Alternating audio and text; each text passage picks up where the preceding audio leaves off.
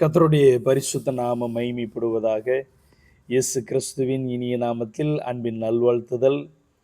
இந்த காலை நேரத்தில் ஆதியாகமம் 2ஆம் அதிகாரம் 11ஆம் வசனம். ஆதியாகமம் 2:11. இந்த வசனத்தில் முதலாம் ஆற்றுக்கு பைசோன் என்று பெயர்.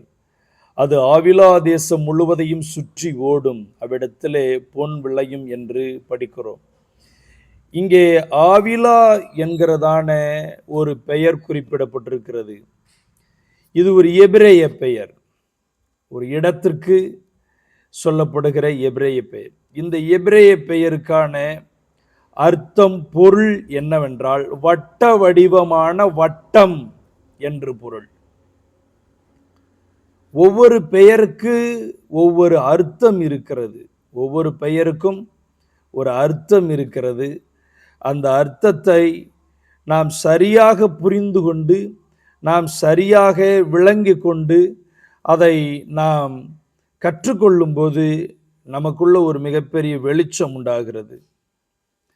எதையுமே யாரோ ஒருத்தவங்க சொல்றாங்க அப்படின்னு சொல்லிட்டு நாம அப்படியே எடுத்துக்கிட்டு எல்லாத்தையும் பேசிடக்கூடாது.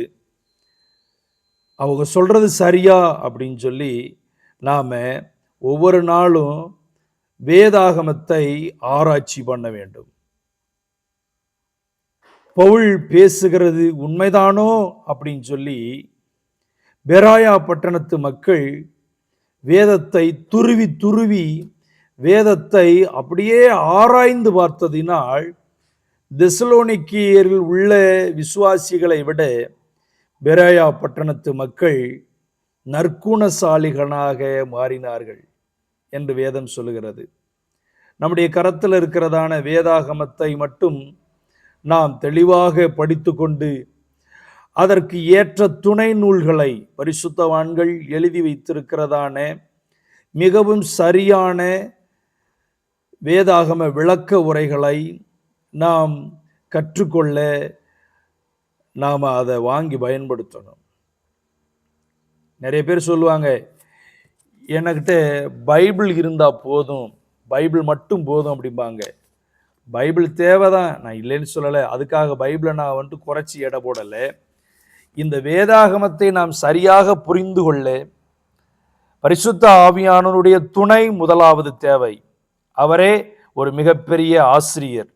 ஆனால் அதை நாம் புரிந்து கொண்டு செயல்பட இந்த ஆவியானவர் நமக்கு எழுதி கொடுத்ததான இந்த வார்த்தைகளை அவரே விளக்குகிறவராக இருக்கிறார் என்பதோடு கூட நாம் நின்று விடாமல் இதற்கு ஏற்ற விதமாக துணை நூல்களை அநேக பரிசுத்தவான்கள் எழுதியிருக்கிறார்கள். அந்த துணை நூல்களை எல்லாம் நாம் வாங்கி பயன்படுத்த வேண்டும் என்பதுதான் என்னுடைய ஒரு தாழ்மையான கருத்து. சமீபத்தில் நான் பார்த்தேன், இந்த ஆவிலா என்கிறதான பெயருக்கு வேறொரு அர்த்தத்தை கொடுத்தார்கள். ஆனால் விளக்க உரையை நாங்கள் புரட்டி பார்க்கும்போது இங்கே கொடுக்கப்பட்டிருக்கிறதான அர்த்தம் வேற.